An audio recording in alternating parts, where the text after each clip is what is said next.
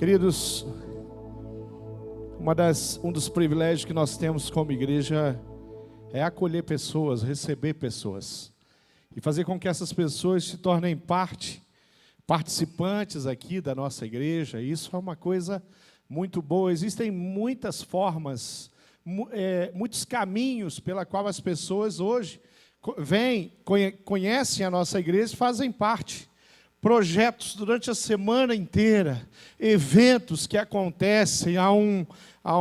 Esse ano, nos últimos meses, aconteceu de uma criança, vinha aqui, a família foi apresentar uma criança e tinha convidados ali naquela família para participar da apresentação de bebê.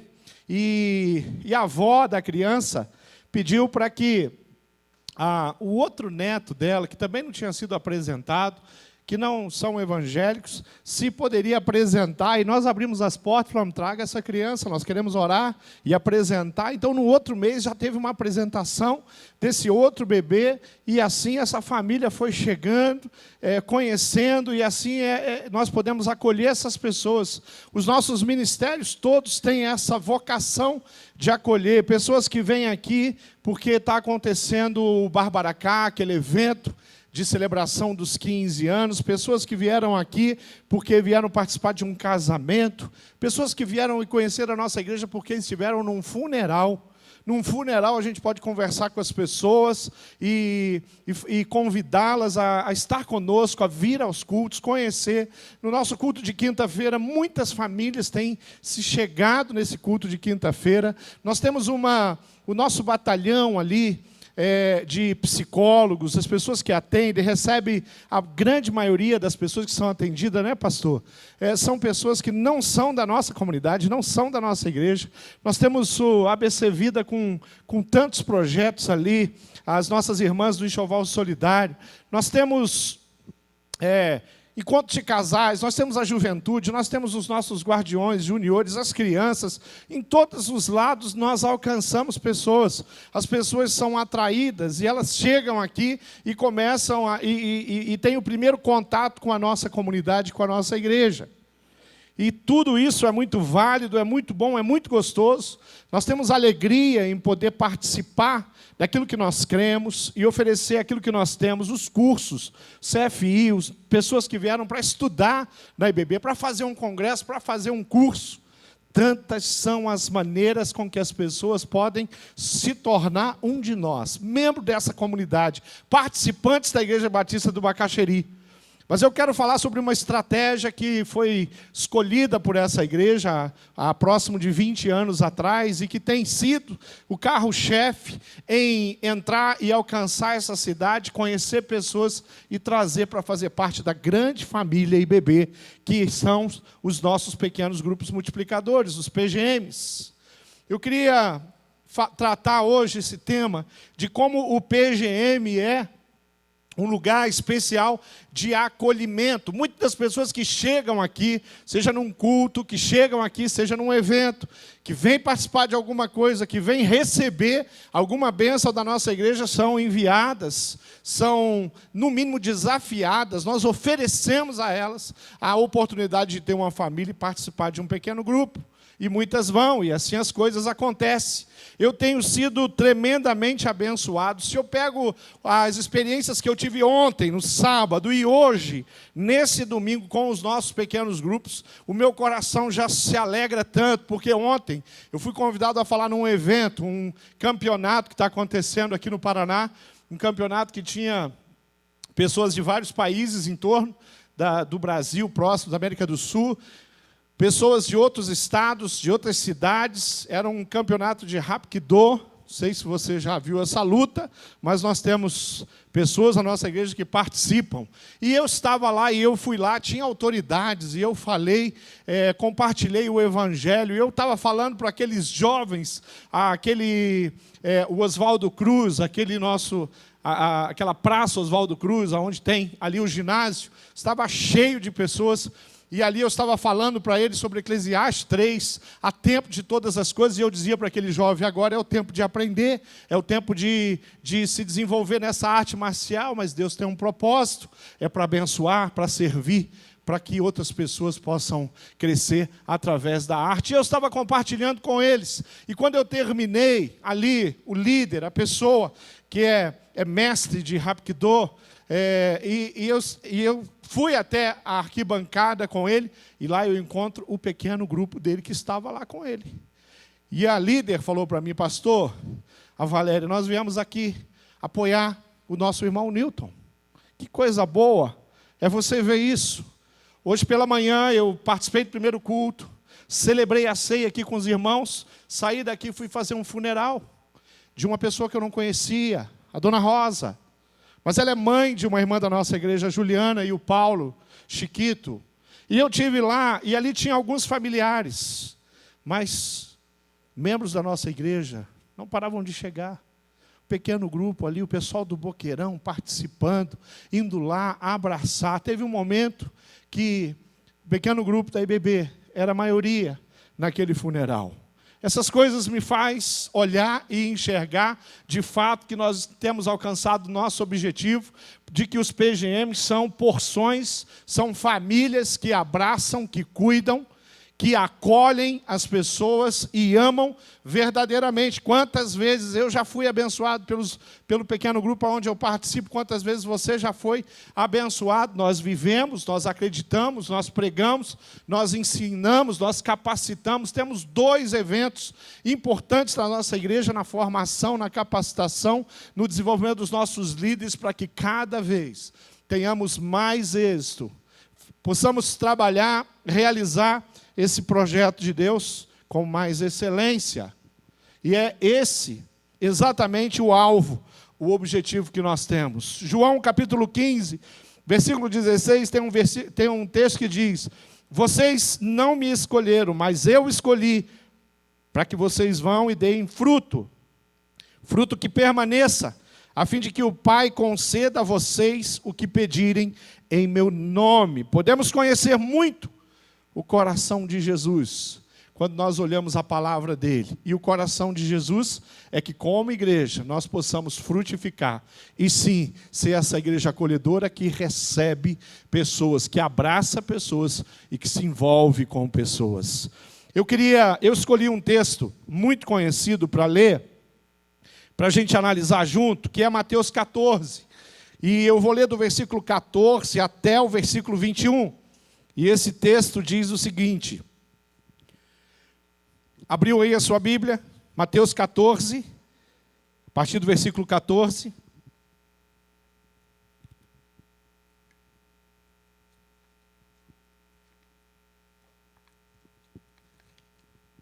Diz assim a Bíblia: quando Jesus saiu do barco e viu tão grande multidão, ele teve compaixão deles. E ele curou os seus doentes, os enfermos. Ao cair da tarde, os discípulos aproximaram-se dele e disseram: este é um lugar deserto, e já está ficando tarde. Manda embora a multidão, para que possam ir aos povoados comprar comida. Respondeu Jesus: eles não precisam ir, dêem vocês algo para eles comer. Eles disseram então para Jesus: tudo que temos aqui são 5 pães e 2 peixes. Traga-nos aqui para mim, disse ele. E ordenou que a multidão se assentasse na grama.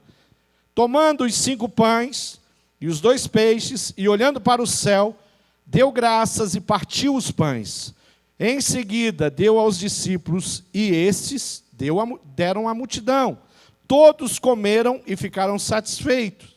E os discípulos recolheram 12 cestos cheios de pedaços que sobraram. Os que comeram foram cerca de 5.000 homens, sem contar as mulheres e sem contar as crianças. Essa história tem alguns personagens que eu quero chamar a atenção.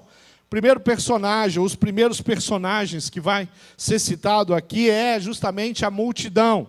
Quando eu penso na multidão, eu penso em muitos homens, muitas mulheres, muitas crianças, muitos jovens. Ali na multidão tinha famílias inteiras que estavam participando, tinha pessoas solitárias ali. Naquela multidão tinham casais. Naquela não tinha idosos, tinha pessoas que estavam ali com dificuldade, chegaram ali com muita dificuldade, porque estavam sofrendo uma enfermidade, estavam lutando contra uma enfermidade. Essas pessoas, inclusive, são atendidas e são curadas pelo Senhor Jesus. Então, quando você começa a pensar nessa multidão, talvez 10, 15, 20 mil pessoas aproximadamente, naquele lugar, sendo atendido, ouvindo Jesus, você vê essa multidão como personagens que vale a pena nós observarmos. O segundo, outros personagens que eu quero chamar a atenção é a equipe de Jesus, os discípulos de Jesus. Eu creio que naquela multidão,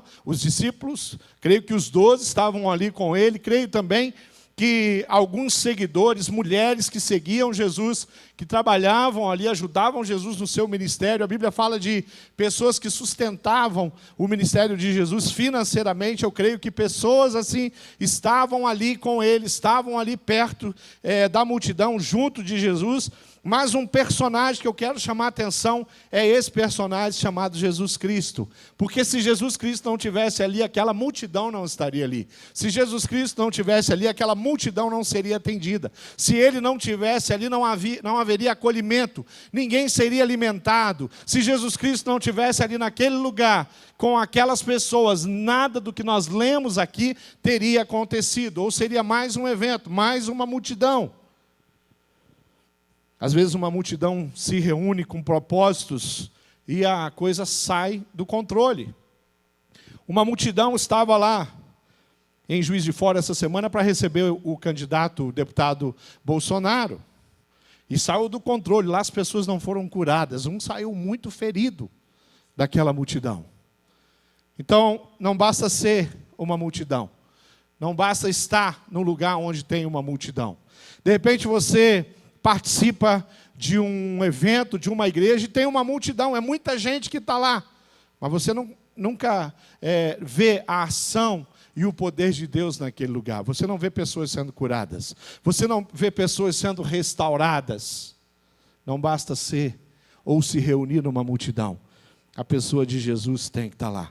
Quando nós pensamos no encontro de pequeno grupo espalhado pela cidade ou as cidades aonde nós temos alcançados, o que nós podemos observar é que todo pequeno grupo, onde tem um líder que busca a presença de Deus, um líder de oração, um líder que coloca e apresenta cada encontro ao Senhor e pede que o Senhor visite aquele encontro, quando esse encontro é entregue de fato na mão de Deus, nós vamos ter um pequeno grupo muito especial, nós vamos ter um pequeno grupo onde a presença de Deus é marcante, nós vamos ter um encontro onde as coisas podem acontecer, pessoas são tocadas, pecados são confessados, pessoas se sentem, enchem o seu coração de gratidão pelo companheirismo, pela amizade, pela irmandade que é produzida pelo Espírito Santo naquele lugar. Um pequeno grupo é do Senhor, e ele é muito eficaz, e ele faz muita diferença, e ele multiplica a vida o tempo inteiro, quando o Senhor Jesus,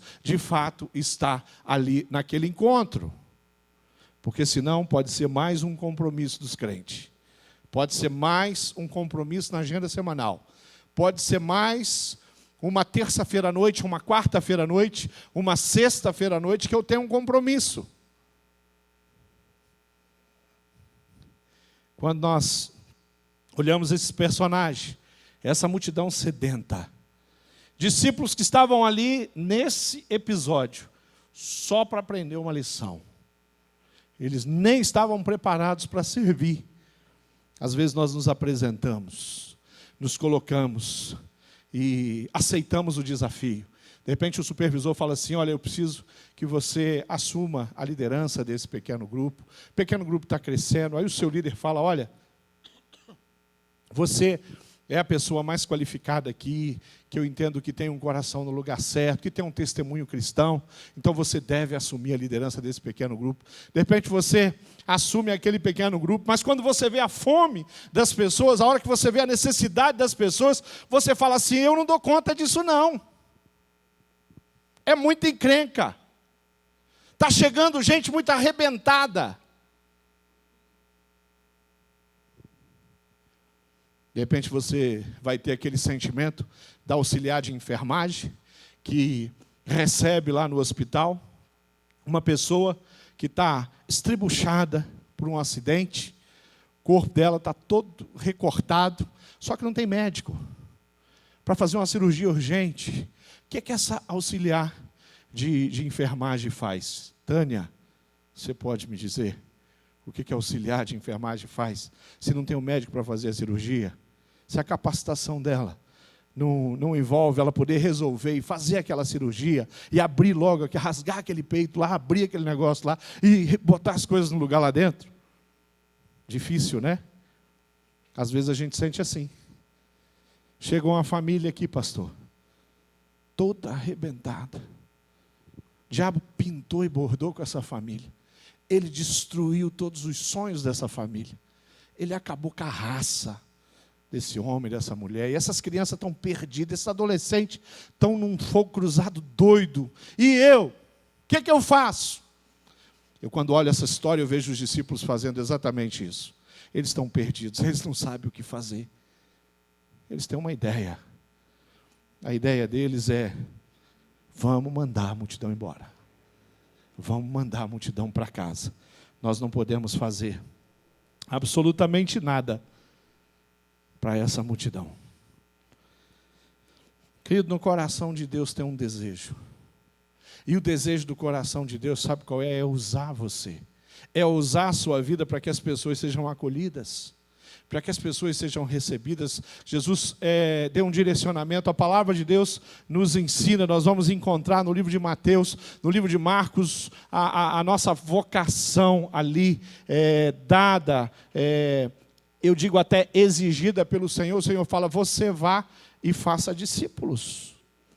Cuide das pessoas, acolha as pessoas que eu trouxer e colocar perto de você, abrace as pessoas, leve as pessoas ao crescimento, faça com que essas pessoas possam mudar de patamar na vida delas. Pessoas que a vida espiritual é tão rasa, conhecimento zero, mas ela chegou perto de você. E agora ela pode conhecer um pouco mais sobre Jesus. E agora ela pode entender um pouco mais sobre a palavra de Deus. Então nós estamos diante da pessoa e de repente o que nós falamos: olha, acho melhor você ir embora. Vá para um lugar que você consiga. Vá ficar perto de pessoas que podem te ajudar, que podem te ensinar alguma coisa. A reação dos discípulos é a reação de expurgar aquelas pessoas para longe. Mas Efésios 4, 15 e 16 diz: mas seguindo a verdade em amor, cresçamos em tudo naquilo que é a cabeça, Cristo, de quem todo o corpo, bem ajustado e consolidado pelo auxílio de toda junta, segundo a justa cooperação de cada parte, efetua o seu próprio aumento para a edificação de si mesmo em amor. Como família e como um corpo nós funcionamos. Como família, como um grupo, como um pequeno grupo que vive ajustado, que tem propósitos semelhantes de servir. De repente você diz para mim: pastor, no meu pequeno grupo chegou muitas pessoas ali, e as pessoas que chegaram no meu pequeno grupo, elas não estão muito afim de acolher, não, elas querem ser acolhidas o tempo inteiro. Já faz 1 ano que ela está lá e ela só quer ser acolhida, ela só quer ser cuidada, ele só quer ser cuidado. Querido, ele é um neófito, e ele precisa aprender o valor de fazer a vontade de Deus e servir com aquilo que nós temos.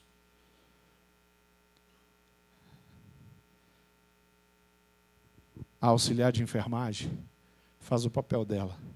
Quando chega alguém acidentado no hospital, a enfermeira faz o papel dela. O médico faz o papel dele. O médico atua na área dele. De repente, outros médicos vão ter que aparecer ali, para que aquela pessoa possa ter o seu corpo restaurado através do auxílio da medicina. Queridos, Deus nunca deixou, nunca vai deixar de fazer o papel dele no seio da igreja. O Espírito Santo de Deus, o que é dele, não adianta nem você pensar em querer fazer. Se você acha que você pode convencer uma pessoa de alguma coisa, eu quero dizer para você, olha, você está totalmente enganado, porque esse papel não é teu, é do Espírito Santo de Deus. Se você quer convencer um ateu de que Deus existe, eu posso garantir para você, você não tem a menor condição de interferir na mente de um ateu. Quem pode fazer isso é o Espírito Santo de Deus. Mas o Espírito Santo de Deus quer usar você para que esse ateu seja acolhido, para que esse ateu prove e conheça um amor autêntico, verdadeiro, através da sua vida, através da tua atuação, do jeito que você vive, da maneira como você olha, do jeito que você fala. Uma das experiências mais extraordinárias que a gente tem é quando nós percebemos que, pela misericórdia, Deus usou a nossa vida na vida de alguém. Queridos, nós estamos muito acostumados a observar os nossos limites. Quantas vezes eu já me coloquei naquela mesma posição de Paulo e falar, Senhor, o bem que eu quero fazer eu não consigo. Eu não dou conta. As pessoas esperam de mim muito mais do que eu posso oferecer para elas. Mas todas as vezes que eu vejo que em uma circunstância, em uma vida, Deus me usou, eu vejo do privilégio que Ele me deu de interferir na vida de alguém e levar alguém a crescer, a caminhar um pouquinho mais rápido, a mudar de atitude. Como isso é bom! Não é diante de uma situação que eu não tenho o menor controle e falar, eu vou sair correndo daqui. Ou eu mando embora, faço como os discípulos, ou eu saio correndo e vou embora daqui. Ou eu faço como os discípulos, ó Senhor, vamos despedir, vamos mandar embora, cada um para sua casa. Ou eu faço como o jovem rico, fala assim, é demais para mim, eu vou embora. Vira as costas para Jesus, vai saindo de fininho, e eu não dou conta de fazer aquilo que o Senhor está mandando eu fazer. Como assim? Como assim mexer no meu patrimônio? Como assim vender? Como assim pegar os meus recursos, o meu dinheiro? Distribuir aos pobres? É demais para mim ouvir um direcionamento de Deus quando envolve os meus recursos financeiros.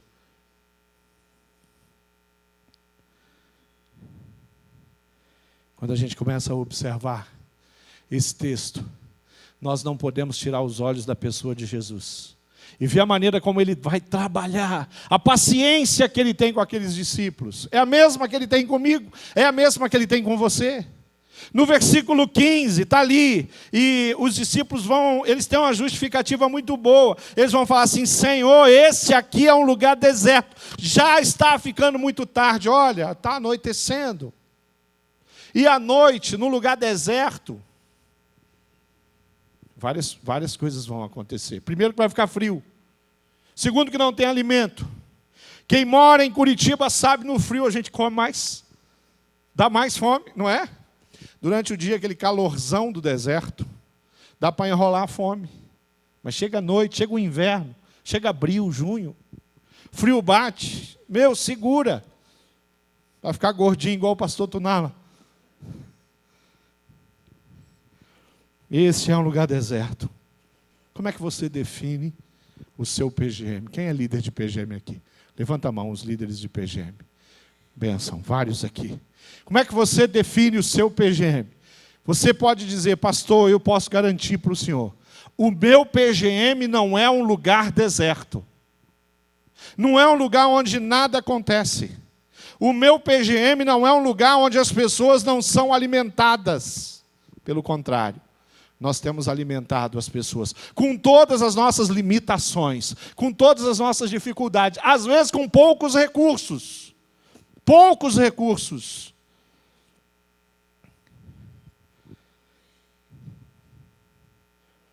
Versículo 16.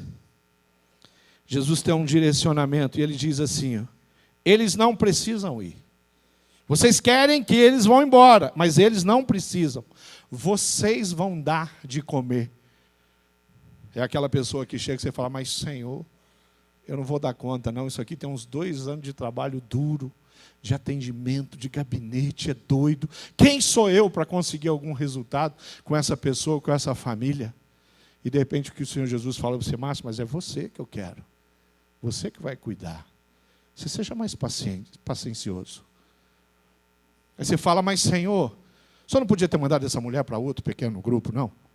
Pequeno grupo do pastor Silvani, lá em São José dos Pinhais, distante daqui. O pastor Silvani viaja para chegar aqui, de São José, todo dia. Manda para lá. Mas o Senhor fala assim, não, é você. Eu mandei para lá. Mas é complicado, Senhor, eu sei. Eu mandei para você. Você vai cuidar. Acolher as pessoas. Não é necessariamente fazer algo que nós estamos preparados, que nós temos alguma condição de fazer. É simplesmente colocar o nosso coração diante de Deus e falar, Senhor, se o Senhor trouxe, o Senhor vai dar os pães e os peixes que eu preciso para que alguma coisa aconteça na vida dessa pessoa. Se o Senhor trouxe, o Senhor vai suprir. E eu vou ser testemunha de milagre. Está cheio de milagres sentado aqui. Tem uns que eu não pedi autorização, mas eu podia até apontar e contar aqui as coisas aqui. Tem milagre aí sentado na cadeira azul. Tem milagre que a gente se alegra tanto. Tenho me envolvido bastante ali com o irmão Ângelo, a irmã Marilda. Lembro quando o Ângelo e Marilda chegaram. Lembro quando o Ângelo chegou aqui. Nem tinha Marilda na história. Alguém que estava doente, uma situação complicada, enrolado, tentando vencer vícios, mas foi acolhido, foi colocado em um pequeno grupo. Esse pequeno grupo abraçou, cuidou, líderes, pastores, discipulador. Foi precioso discipular, batizar o Ângelo. Mas daqui a pouco, aquele homem solitário, enrolado, deixa de ser enrolado com o vício e passa a ser um homem restaurado. Agora aparece uma mulher bonita ao seu lado, a Marilda. Falei, ué, aconteceu? O Senhor está dando prosperidade. Privilégio de fazer o casamento do Ângelo e da Marilda. Ver a história triste do passado e a restauração linda e maravilhosa que o Senhor fez na vida deles. Coisa linda. Ângelo abre a casa dele, para o pequeno grupo entrar, participar. 1 ano e meio, pequeno grupo se reunindo, passando lá pelo menos uma vez por mês na casa dele. A irmã Mirtz recebe aquele pequeno grupo, faz o café mais lindo e maravilhoso da cidade. E na casa da irmã Mirtz, você não podia levar alimento, que ela ficava brava. Não podia. Aquele PGM lá, você não podia levar um pratinho. Ela não gostava. Quando você chegava lá, tinha uma mesa que parecia aquela mesa do Rio Grande do Sul, sabe, de Gramado. Já foi em Gramado tomar café lá? Gente, você não dá conta nem da ponta da mesa. 1 ano e meio recebendo um pequeno grupo, mas nunca participou de um encontro. As pessoas imploravam, irmã Mirtz, pode ficar aqui, fica com a gente, participa com a gente. Não, queridos, eu tenho a minha religião, vocês têm a de vocês. Mas aquela mãe não é nada boba. Ela viu o que aconteceu na vida do filho dela. Ela lembra do antes e depois dele começar a andar com um povo louco, doido, maluco. Tal de crente. Povo estranho. O filho dela está andando com esse povo. E as coisas estão mudando. Queridos, um dia a irmã Mirtz, ela pede para o Cássio Araújo, liderando um pequeno grupo, e fala assim, Cássio, posso participar hoje, 1 ano e meio, posso participar com vocês? Foi uma festa. Pensa na festa. Irmã Mirtz participou, foi discipulada. Se tem um batismo que eu nunca mais vou esquecer na minha vida que eu fiz, foi o batismo da irmã Mirtz. Naquele batistério ali. A irmã Mirtz entrou. E eu comecei a cerimônia do batismo. E eu falei, irmã Mirtz, a senhora reconhece Jesus Cristo como Senhor, Salvador da sua vida, diante da igreja, da sua família? Botei o microfone na boca dele, cometi um erro. Ou achava que estava cometendo erro. Falou, posso dar uma palavrinha, pastor? Já viu isso? Irmã Mirtz falou. Deu a lista de agradecimento dela. Agradeceu todo mundo. Os pastores da igreja não esqueceu de ninguém. Líder de pequeno grupo, líder em treinamento, os membros do pequeno grupo dela. E ela ia agradecendo por todo mundo. E aí, até que eu consegui dar continuidade, falei, irmã Mitz, a senhora declara que Jesus Cristo é Senhor e Salvador da sua vida. Coloquei o microfone na boca dela, ela falou, posso cantar uma música?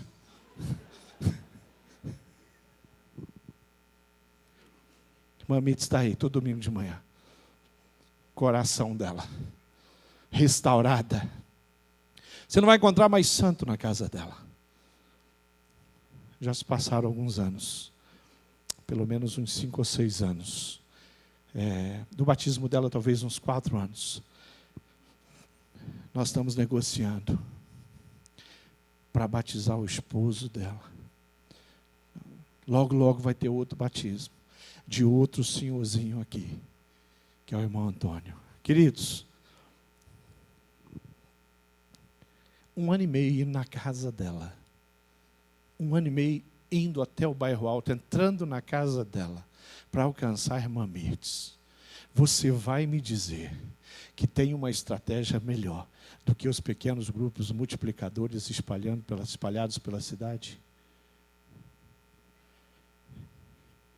O papel da igreja é aí. Jesus tem um direcionamento. Falou, queridos, vocês vão alcançar a irmã Mitz. Quem convenceu, quem trabalhou, quem falou com ela, quem está há anos trabalhando o coração daquela mulher, é o Espírito Santo de Deus. E nós, os felizardos, que tivemos a oportunidade de participar dessa história linda. Pessoas dedicadas a pegar o livro Semente, a sentar com a irmã Mirtes e ensinar para ela quem é Jesus. Uma mulher já com a idade tão avançada. Você tem mais de 80 anos hoje. Uma idade tão avançada. Mas nós tivemos que ensinar direitinho para a irmã Mirtes quem é Jesus Cristo. Por que descer as águas? Quem é o Espírito Santo de Deus? A Bíblia Sagrada. O que é esse livro? Como é que ele é formado? 2 testamentos, o Antigo e o Novo. Coisa que qualquer criança na nossa igreja conhece, a gente tem que ensinar para empresário, para professor. Ontem, lá naquele evento, do meu lado, ali onde as autoridades sentaram, e eu era uma das autoridades ali, né? Sentei com as autoridades, sentado ali, representante da CIDA, e do meu lado senta um dos patrocinadores ali, o fundador e criador da Uninter. Querido, eu pude conversar com ele, o empresário, ele falou assim, pastor, qual igreja é a sua? E eu falei, eu sou da Igreja Batista do Bacaxeri. E ele falou, Batista foi o Martim Lutero que fundou, né? Deu uma respirada. Falei, nós somos frutos da reforma protestante. Martim Lutero foi um dos principais reformadores, tem outros, e eu comecei a dar uma aula para um dos maiores professores do Paraná. Quem sou eu para competir em conhecimento com aquele homem? Mas de Bíblia, querido, sou eu que entendo. Porque há muitos anos eu sou doutrinado na palavra de Deus. Tive um professor, já é falecido, pastor Ari Veloso, dos pastores mais empolgados, viveu uma vida inteira, plantou uma igreja que nasceu na casa dele, que é uma das maiores igrejas batistas do Brasil, Igreja Batista do Morumbi, com um discipulado, pequeno grupo, nasceu no sofá da casa do pastor Ari. Um dia ele estava dando aula e ele falou que estava discipulando Edson Arantes do Nascimento. O senhor está discipulando o Pelé? Pensa no seminarista. E ele está falando, sim, estou discipulando o Pelé. Aí um aluno fez uma pergunta e falou assim, pastor, o que o senhor ensina para o Pelé? Agora o Pelé é um dos homens, do brasileiro mais famoso do Brasil, é o Pelé. Né? Essa semana é o Bolsonaro, mas historicamente é o Pelé. Respeitado e um grande empresário. o que o senhor ensina para o Pelé? E sabe o que ele respondeu? Eu ensino para o Pelé que a Bíblia tem 2 testamentos, o Antigo e o Novo. O Pelé não sabe disso? Não, querido. O Pelé não sabia disso, mas agora ele sabe.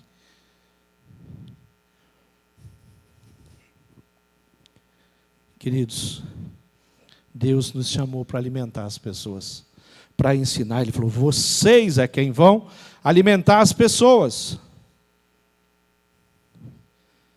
Versículo 18, versículo 17, Jesus pergunta assim, o que nós temos?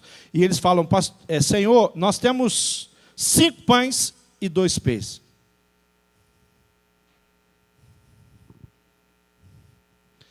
E Jesus dá uma lição para eles, 5 pães e 2 peixes? Sim, é suficiente. Traga os 5 pães e os 2 peixes. Vocês vão alimentar a multidão com 5 pães e 2 peixes. Jesus fala assim no versículo 18. Traga os 5 pães e os 2 peixes aqui para mim. Olhando para isso, eu fico perguntando o que eu tenho para oferecer para Jesus. O que eu posso oferecer para Jesus em função da cidade que eu moro, que eu vivo e que eu amo, que é Curitiba, com exceção do frio, porque eu não gosto. O que eu tenho para oferecer? O que eu posso oferecer? Eu posso oferecer a minha casa. Eu posso oferecer algum tempo na minha agenda para poder sentar com os discípulos. Tenho feito isso. Sou limitado demais, não posso ter 12. Jesus tinha 12. Mas Jesus era Jesus, eu não vou competir com ele. Se eu estivesse cuidando de 12 pessoas, que eu já tinha pirado. Porque 2 ou 3 discípulos dá um trabalho. De repente é 1. Você precisa de 1 discípulo. E você vai alimentar uma pessoa. E em pouco tempo essa pessoa vai alimentar outra pessoa. Mas seja lá o que você tem. Senhor, eu tenho 2 horinhas aqui na minha semana que eu consigo colocar aqui no sábado de manhã. Querida, é isso que Jesus está precisando de você. Senhor, eu tenho uma noite. Então abra sua casa. Lidera um pequeno grupo lá. É o pouco que você tem. E é pouco. Mas na mão do Senhor Jesus, querido, isso vai ser demais. Versículo 19 diz que Jesus pegou os alimentos, em seguida deu aos discípulos, e estes deram à multidão. Por que Jesus não alimentou a multidão? Ele chama os 12, faz uma reunião com os 12, conversa com os 12, ouve os 12, ouve besteira, mas ele ouve. Os 12 se apresentam, e eles estão ali. E quando os 12 se apresentam, ele fala para Jesus, Jesus, vamos mandar a multidão embora. E quem sabe Jesus falou para eles, não teria algo mais que nós poderíamos fazer? Pensa um pouquinho. Pedro, Tiago, vai lá. João, pensa aí. Não dá para fazer algo mais? Senhor, eu não tenho tempo. Senhor, cuidar de pessoas é muito complicado. Senhor, eu cuidei de uma pessoa no passado e essa pessoa me enrolou, até me roubou. Jesus cuidou de um que traiu ele. Vendeu ele por 30 moedas de prata. Ele cuidou de Pedro. Na hora do Pedro, sabe, explodir, né? Fazer ali aquilo que ele tinha, colocar em prática aquilo que ele tinha aprendido. O Pedro faz uma lambança, uma besteira, talvez uma das maiores que Pedro fez. Versículo 20 diz que todos comeram e ficaram satisfeitos. Quem é que está sendo acolhido por mim, por você, pelo nosso pequeno grupo, e que está satisfeito? Está ficando satisfeito, está crescendo, os olhos espirituais estão se abrindo. A vida tem uma outra dimensão para essa pessoa agora. Sabe por quê? Porque ela está perto de você. E você, a mão estendida, usada pelo Senhor Jesus, alimentando essa pessoa com o amor de Deus e a palavra de Deus. É os seus braços que estão abraçando essa pessoa. É o teu cuidado. Queridos, às vezes a gente convive com pessoas que estão há tanto tempo na igreja. Tanto tempo na igreja. E elas têm uma vocação, receber. Tem gente que tem vocação de receber. Mas está na hora de você se colocar diante do Senhor e falar, Senhor, muda a minha vocação. muda a minha vocação. Eu quero parar de querer receber. Eu quero oferecer. Eu quero estender as mãos. Eu quero que sejam os meus pés e as minhas mãos. Falei no início, as oportunidades que Deus dá da gente ser usado. Um dia eu estava entrando no hospital, no INC, e o meu telefone toque era o Cláudio Santos. E ele falou assim: pastor, o Eli está na UTI, cirurgia do coração, uma cirurgia muito séria, Eli Marques. E o senhor não tem como visitar ele? Meu irmão, eu estou aqui, no hospital. Eu estou na recepção. Eu estive com outra pessoa que eu fui visitar naquele hospital. É claro que eu vou visitar o irmão Eli. O irmão Eli foi membro da nossa igreja há muitos anos, hoje é membro da primeira igreja batista de Curitiba. E daí eu voltei lá, pedi autorização, ligaram para a UTI, me autorizaram a entrar, eu entro. Quando eu entro, a enfermeira, eu não lembro disso ter acontecido em todos os anos de ministério, 15 anos. De eu ter entrado no hospital e uma enfermeira, antes de eu falar do paciente, ela quer conversar comigo. As enfermeiras não são bem assim não, viu, Taninha? Lá na UTI, algumas são abençoadas, outras nem tanto, mas a gente ora por todos e abençoa todos. Mas aquela enfermeira queria falar comigo, e ela falou: o senhor é pastor, senhor? Aí ela falou assim: ajuda ele. Como assim? Como assim, né? Eu vou tentar, minha irmã, eu vim aqui para isso. Eu vou orar com ele. Eu vou pedir a Deus que tenha misericórdia do Eli. Aí ela falou: ele precisa muito de ajuda. Sabe quando você não entende a conversa? Não sei o que ela tinha usado, aquela menina, mas a conversa, tá bom, deixa comigo, eu vou ajudar. E eu entro na UTI, enquanto o irmão Eli. A pessoa que eu encontrei ali era muito diferente do Eli que eu conheço. A pessoa estava se despedindo, dificuldade de falar, e se despedindo de mim, dizendo que estava indo embora. Gente, quem conhece o Eli aqui, tem parentes do Eli aqui me ouvindo? Está lá o Jarbas. Quem conhece o Eli, o que nós já aprendemos com o Eli? O que eu já ouvi de história, de manifestação de poder de Deus. Se tem um defensor, se tem um professor que defende a palavra e conhece profundamente a palavra, chama Eli Marques. Queridos, eu fiquei olhando aquela cena, vendo Eli naquela situação, literalmente se despedindo para ir embora. Uma cirurgia complicada, problemas cardíacos ali sérios. Uma cirurgia pesada, aquele homem estava consumido pela depressão, e depressão mata. Aí o Senhor falou comigo: segura nos pés dele.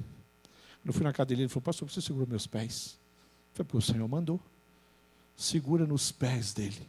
Eu fui para a beira da cama, peguei firme nos 2 pés chulezento do Eli. E comecei a clamar a Deus pela vida dele. Era para segurar no pé, eu seguro no pé. E comecei a clamar. Terminei minha oração, fui falar com ele. Eu falei: pode parar. Você não vai embora não. É cedo. Você não vai embora, Eli. E olha, preguei um sermão, acho que de uns 30 minutos, uns 4 pontos. Ilustração, apelo. Mas eu preguei para o Eli. O Eli não tinha força nem para levantar a cabeça.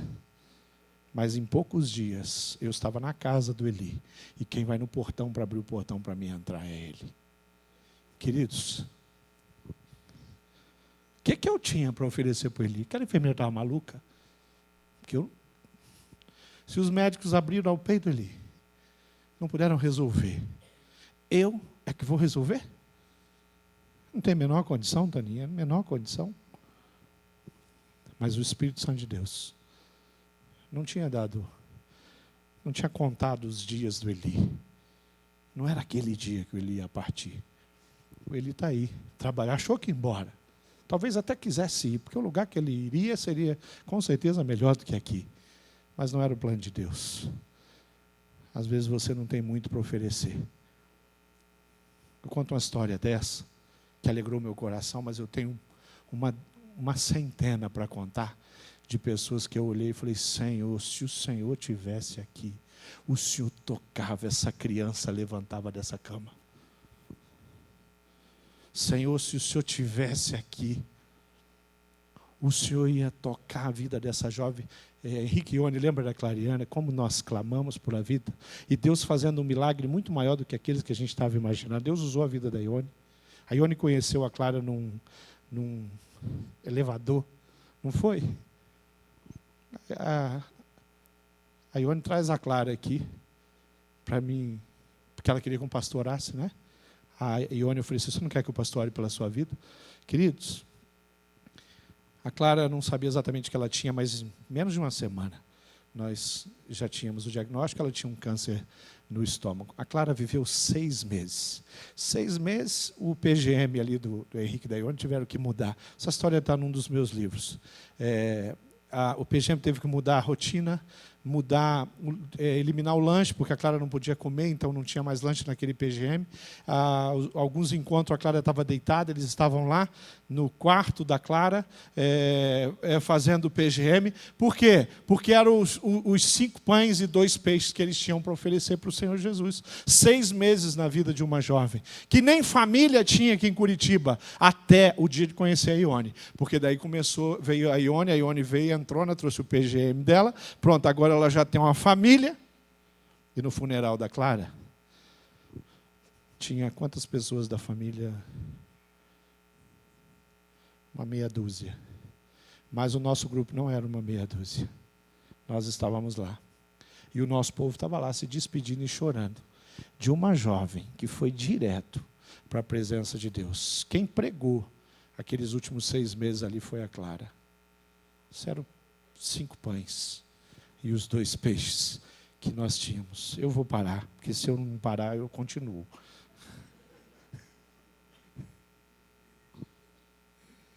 Jesus tem usado pessoas nesse planeta inteiro, nos lugares que você nem sabe que existe. Tem alguém que Deus está usando. Tem histórias. Hoje foi dia de salvação no mundo inteiro. Teve gente que mudou o status hoje, que de pecador condenado se tornou um pecador agora, que vai morar, que teve o nome escrito no livro da vida. Ele está usando pessoas simples, pessoas que não têm compromisso com uma agenda secularizada, mas têm compromissos com a agenda do céu. Pessoas que têm no seu coração o olhar sobre as pessoas. Porque a igreja está cheia de gente que tem o olhar sobre o dinheiro, sobre os títulos, sobre a vida profissional. Mas não consegue enxergar aonde aquele Deus que fala, olha para o lado. Está vendo a pessoa que está do seu lado? As pessoas que estão aí, eles são os teus próximos. E eu quero, o Senhor Jesus falou, que você os ame profundamente, como eu tenho te amado. Olha para o lado e ame o próximo. Quando nós fazemos isso, os braços estão abertos. As pessoas são acolhidas. E quanto mais trabalhadores, mais pessoas acolhidas.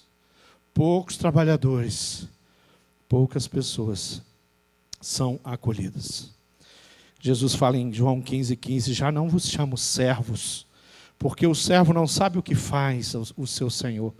Mas tenho-vos chamado amigos, porque tudo quanto ouvi de meu Pai, vos tenho dado a conhecer. Andar com Deus, num relacionamento de amizade, enxergando o que Deus está fazendo. Fica de pé, igreja. Eu vou contar a última história, que hoje eu vim aqui só para contar a história, pelo jeito. Uma última. Há 14 dias nós temos orado por uma menininha de 1 ano chamada Anabela. Domingo retrasado, participei do culto, saí daqui, fui lá. Já tinha, na quinta-feira retrasada, estava acontecendo o culto aqui, eu estava lá no hospital com ela. E a gente estava recebendo as piores notícias que se pode receber de um médico para uma menina de 1 ano. A situação era grave. Enquanto nós estávamos lá, ela teve a primeira parada cardíaca. Nesse período, ela teve 3 paradas cardíacas. A menina apagou. Os médicos sedaram, entrou em coma, ficou em coma até o meio dessa semana. E todo dia uma notícia ruim, pesada. Não tem uma madrugada que nós não temos orado por aquela criança. Não tem um dia que nós não temos clamado várias vezes pela Anabela. Hoje eu fui lá. Quarta-feira passada, a Ana estava... o diagnóstico era o seguinte: ela não está enxergando mais. Fez uma ressonância, o cérebro foi afetado. O vírus, a carga viral altíssima já afetou o cérebro dela. Olhava as perninhas, ela não mexia, os pés não mexiam, as mãozinhas. E sabe quando você olha aquela cena e você vê uma criança que está entortada e que vai ficar provavelmente para o resto da vida numa cadeira de roda? E os médicos, com muita sinceridade, usando o conhecimento deles, não pouparam nenhum momento. Não é papel deles fazer isso, mas sim de trazer a verdade para a família. A situação era grave. A situação ainda continua grave. Ela vai fazer exames essa semana, a gente sabe exatamente o que está acontecendo, áreas de cérebro afetada. Mas hoje, os pezinhos estavam durinhos mexendo, as mãozinhas durinhas mexendo. E sabe a menininha de 1 ano cega? Eu ia para lá, ela me acompanhava. E eu ia para cá, ela me acompanhava. E eu conversava com ela hoje. E eu estava falando para a Francine, falei: olha, Fran, nós só temos que confiar.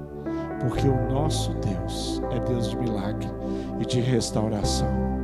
Esse vírus que atacou o cérebro da Anabela pode destruir essa menina, porque já destruiu muita gente.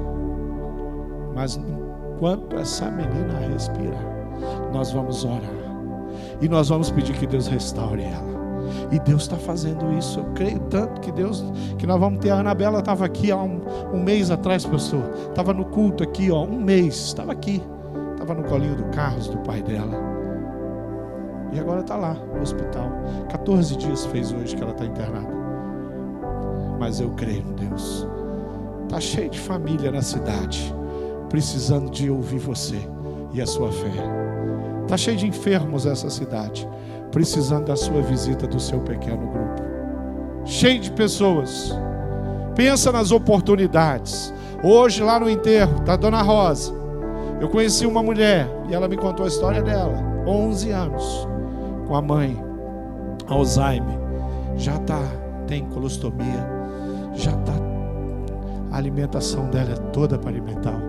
Querido, deixa eu te dizer uma coisa. Nós somos a igreja do Senhor Jesus. E se nós acolhermos essa cidade está clamando de ser acolhida. Como é que está a sua agenda? Como é que estão os seus dias? Feche seus olhos, nós vamos orar. Quantos anos ainda você tem de vida? O que você tem para oferecer para Jesus, para oferecer para as pessoas? Aqueles discípulos que foram tremendamente usados, eles já estão mortos. Há 2000 anos atrás eles morreram. Eles estão no lugar precioso onde nós vamos. Mas agora é a nossa vez, querido.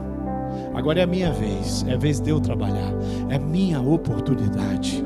É o momento que Deus me deu para poder ministrar vidas. É o momento que Deus me deu para pregar. É hoje. Eu não tenho como fazer isso daqui 100 anos, porque daqui 100 anos eu não estou aqui. Daqui 100 anos ninguém vai nem saber quem eu sou. Hoje algumas pessoas me conhecem. Algumas pessoas já me ouviram pregar. Mas daqui 100 anos ninguém vai lembrar quem é Márcio Tunala, não, querido. Mas Jesus Cristo, aquele quem eu sirvo, esse nome vai estar ainda mais forte do que é hoje. Se é que isso é possível, ficar mais forte. Porque para mim Jesus já alcançou qualquer nível. Nós somos servos do Senhor Jesus. E nós vivemos por uma causa. Nós somos loucos, como Paulo falou, para atender e servir a Jesus. Então faz um favor para mim, mude a sua agenda, mude a sua prioridade, mude seu foco. E sirva ao Senhor de todo o seu coração. Você quer ser usado por Deus? Então faça uma oração aí. Fala com Deus agora. Fala assim: Senhor, eu quero ser usado. Eu quero ter uma visão mais ampla sobre a necessidade das pessoas. Eu quero poder abrir os meus olhos. E eu quero poder tocar com as pessoas. Eu quero que as pessoas sejam curadas através do seu poder, mas usando a minha vida como um instrumento. Eu quero dizer para a pessoa que tem um diagnóstico terrível, que o meu Deus é um Deus poderoso. As pessoas acreditam em tudo ou em nada, mas você acredita em Jesus, querido. Então abra, faz essa oração. Fala: Pai, me usa, derrama graça sobre o meu coração, toca a minha mente com a tua unção. Faz isso, fala para Deus agora. Senhor, me usa na vida dos meus filhos, dos meus pais, do meu cônjuge. Me usa na vida dos meus irmãos, dos meus parentes. Me usa na vida de amigos que estão há tanto tempo perto de mim. Me dá mais ousadia. E quando eu for a algum lugar para estar com alguém, por favor, me usa, me usa. Você fez essa oração? Levanta a sua mão que eu quero ver. Onde você está? Amém. Venha para cá, querido. Nós vamos terminar orando e nós vamos celebrar. Vem aqui, apresenta-se diante do Senhor aqui e fala: Pai, eu estou aqui e eu quero ser usado. Eu estou aqui e eu quero que o Senhor fale comigo hoje ainda. Eu estou aqui e eu quero sair da mesmice. Querido, como eu preciso crescer, como eu preciso ter mais fé, como eu tenho clamado para Deus não impedir que nada aconteça a partir de eu atrapalhar algum agir dele. Deixa Deus falar, deixa Deus usar, deixa Deus ministrar vidas, deixa Deus acolher as pessoas através dos seus braços, do seu tempo, da sua agenda, da sua casa, do seu sofá. Faz isso. É assim que nós queremos viver, gastando toda a nossa energia até que o Senhor Jesus venha. É desse jeito que nós vamos viver. Vamos orar. Pai amado, eu sei o quanto nós já falhamos para contigo. Eu tenho ideia, ou imagino quantas vezes o Senhor teve vontade de nos usar e de alguma forma nós atrapalhamos e impedimos. O Senhor usou outras pessoas. O Senhor usou da sua misericórdia para com pessoas, usando outras vidas, outros cristãos. Mas nós estamos aqui para reconhecer o nosso arrependimento, para reconhecer que nós não queremos viver de forma cansada. Nós queremos ter os olhos abertos para enxergar o sobrenatural de Deus. Nós não queremos ser religiosos que se reúnem semanalmente em um culto, que vamos a uma casa, participamos de uma escola, mas que não conseguimos colocar em prática a tua vontade e ser usado pelo teu poder. Deus, eu sei que nós temos muito pouco. Talvez o que nós tenhamos na nossa mão hoje seja 5 pães, seja 2 peixinhos. Mas o que nós queremos fazer nesse momento, como ato simbólico, é depositar em cima da tua mesa os nossos 5 pães e os nossos 2 peixes. Não nos permita despedir ninguém que o Senhor planejou. Não nos permita acolher alguém que o Senhor não nos enviou. Nós queremos trabalhar com os frutos maduros. Nós queremos colher os frutos maduros, aqueles que o Espírito Santo preparou, que está nessa cidade, vivendo solidão, desesperado, precisando de um de nós.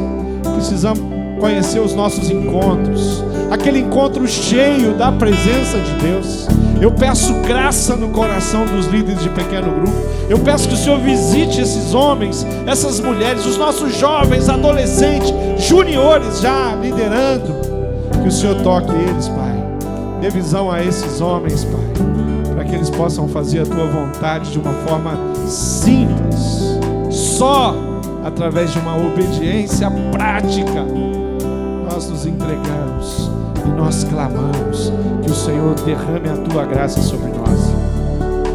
Pai, aviva o nosso coração, aviva o coração da nossa igreja. Usa cada família, os homens, as mulheres, os casais, Pai. Proteja os casais, Pai. Proteja os nossos bebês, Senhor. Enche eles de proteção, Pai. Pai, levanta a Anabela para testemunhar do Senhor. Traz ela. Nós queremos ver ela aqui na nossa igreja testemunhando, dizendo o quanto o Deus da Anabela é grande, o quanto Ele é poderoso, o quanto Ele não tem limites, o quanto que nada que pode fazer com que um corpo pare de funcionar. Nada disso, Deus, pode impedir a Ana de prosperar. Nós entregamos ela nas tuas mãos, acreditando no milagre.